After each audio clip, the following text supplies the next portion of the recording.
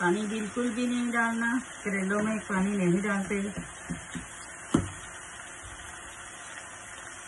अस्सलाम वालेकुम व्यूअर्स, कैसे हैं आप?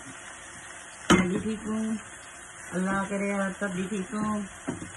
और आज बना रही हूँ मैं करेले और चिकन, बोनलेस चिकन।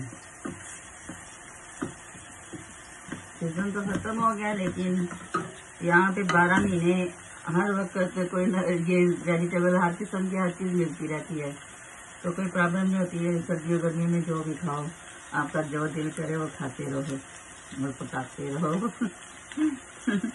और ठीक है, आप मैं भी ठीक हूँ, अल्लाह